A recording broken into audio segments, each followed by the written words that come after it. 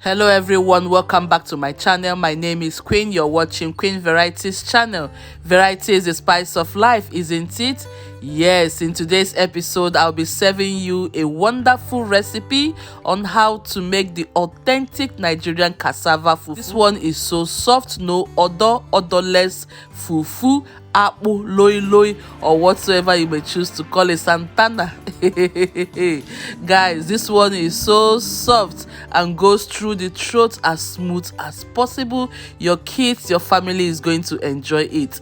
Don't forget to like and subscribe to my YouTube channel. Remember to share my videos with your friends and loved ones. Let's get right into it. For this recipe you will need 3 cassavas because I'm going to make cassava fufu. I'm going ahead to rinse out the dirt a little bit. Now is to remove the skins from the cassava.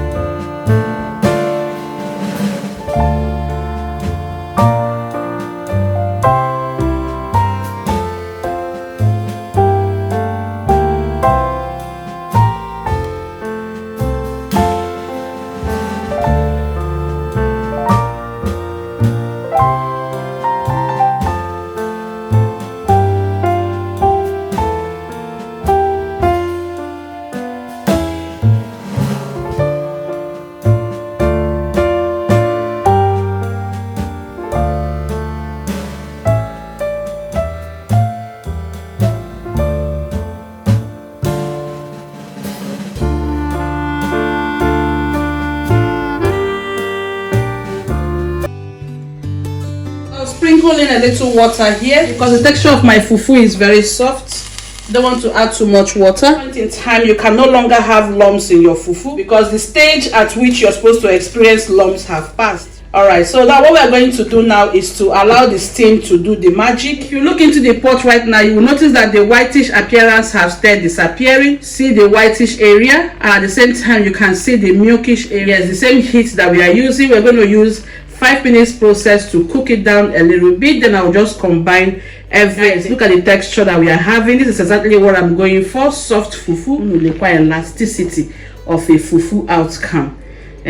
This fufu, if you use this fufu to munch okra soup, you will forget all your problems and so. So I'll allow it there to just sit for 5 minutes, and then I'll stir and combine for the last time. I've been cooking this here for exactly 25 to 30 minutes.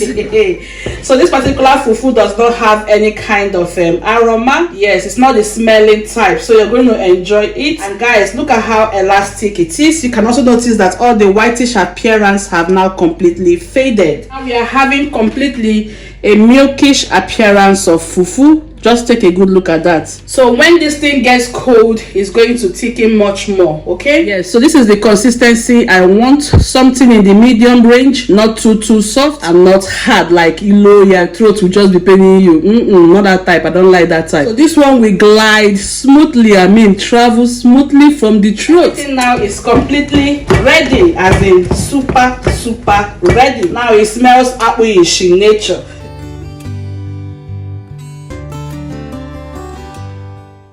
Friends, so here we're going to draw the curtain for today's recipe. Thank you so much for spending time with me. So what I'm going to do right now is to transfer the fufu into a cling film. That way it's going to preserve its moistness and smoothness.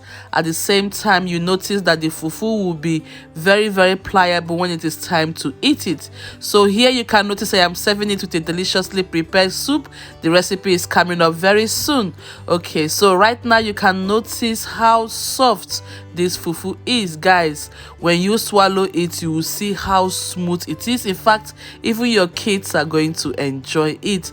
Thank you so much for spending time with me. Until I come your way next time, don't forget to stay subscribed, share my video with your friends and loved ones, and remember, variety is the spice of life. Bye for now.